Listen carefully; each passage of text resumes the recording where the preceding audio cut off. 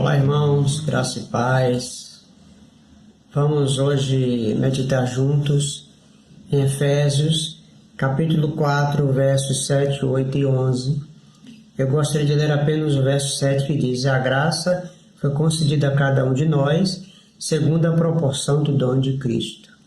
Mas antes aqui, vamos pensar nos dons que Cristo concede a alguns homens. São dons bastante especiais e eles estão relatados aqui no verso de número 11, que diz: Ele mesmo, no caso Cristo, concedeu uns para apóstolos, outros para profetas, outros para evangelistas e outros para pastores e mestres.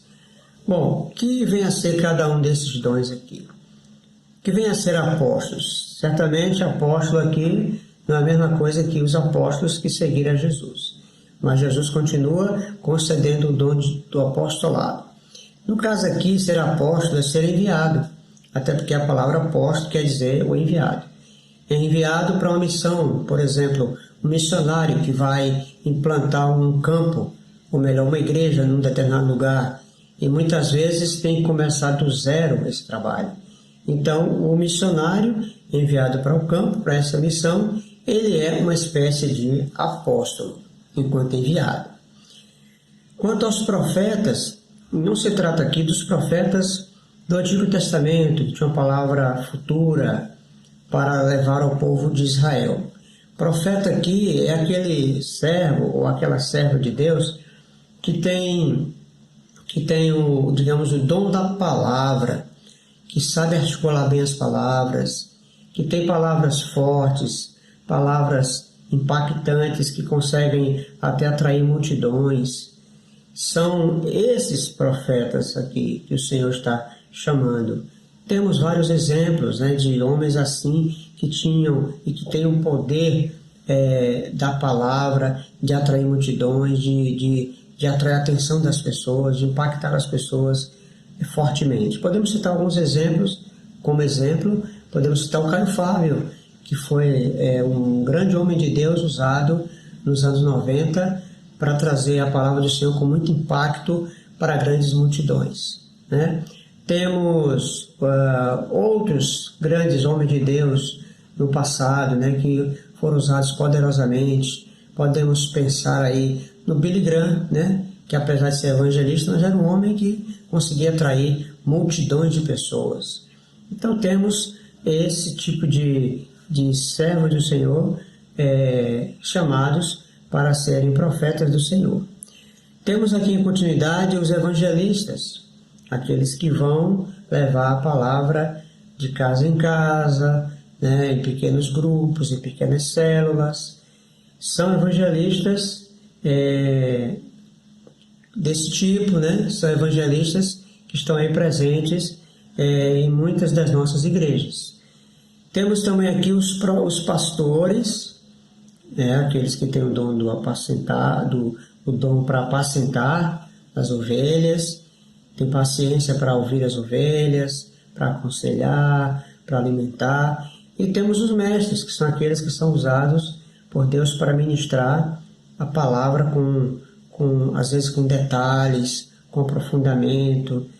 Mas o que nós temos em alguns textos originais, ou melhor, em alguns manuscritos, porque não temos mais originais, é a ausência da conjunção "e", essa conjunção que liga pastores e mestres.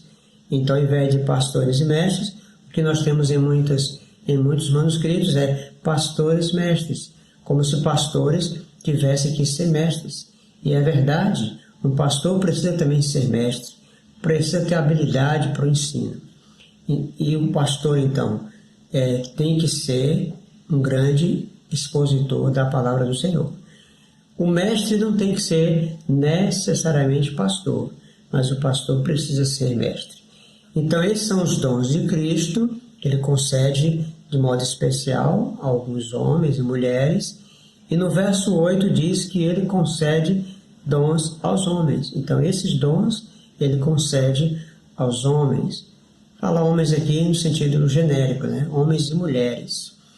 Temos a relação aqui, então, entre dons, os dons de Cristo e a graça. Verso 7 diz que a graça foi concedida a cada um de nós, segundo a proporção do dom de Cristo, segundo a proporção dos dons que Cristo dá, esses dons aqui que nós acabamos de falar. Há uma certa proporcionalidade. O que é proporção? Proporção é uma questão de equivalência. Por exemplo, vamos pensar aqui no exemplo bíblico. A Bíblia diz que Deus não nos prova além das nossas capacidades de suportar. Em outras palavras, Deus nos dá ou nos prova até o ponto de suportarmos. Então, isso é uma questão de proporcionalidade. Então, Ele não nos dá uma provação além das nossas forças. Ele nos dá uma provação, ou Ele nos dá provações até ao ponto de podermos suportar. Então, isso é uma questão de proporcionalidade. Portanto, os dons, ou melhor, a graça do Senhor é dada na proporção do dom que Cristo dá. Na proporção.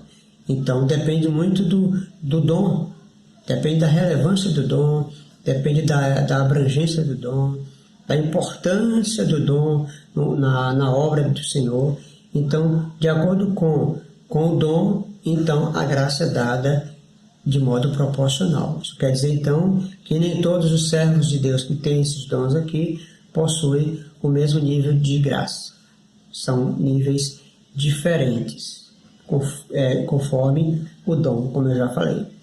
Temos aqui também a relação entre essa graça que foi dada a cada um de nós com a libertação do cativeiro. Aqui diz, olha, vamos ler aqui de novo, verso 7. E a graça foi concedida a cada um de nós, segundo a proporção do dom de Cristo, por causa dessa graça que foi concedida, por isso, quando Ele, no caso Cristo, subiu às alturas, está falando aqui da sua ressurreição, da sua assunção aos céus. Quando ele subiu, levou cativo o cativeiro.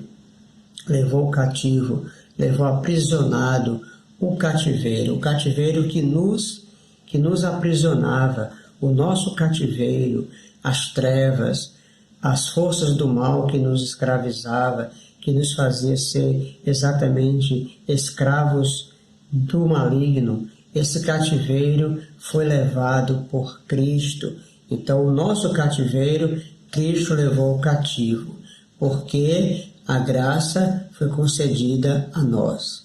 E é importante aqui, porque diz que a graça foi concedida a cada um de nós. Então, todos nós, você que faz parte do corpo de Cristo, você possui essa graça. E por causa dessa graça, o teu cativeiro foi levado cativo por Cristo. Você não é mais escravo do pecado, você não é mais escravo de Satanás. Quando eu falo que você não é mais escravo do pecado, não quer dizer que você não deve pecar. Você peca e vai continuar pecando, mas você não é mais cativo desse pecado.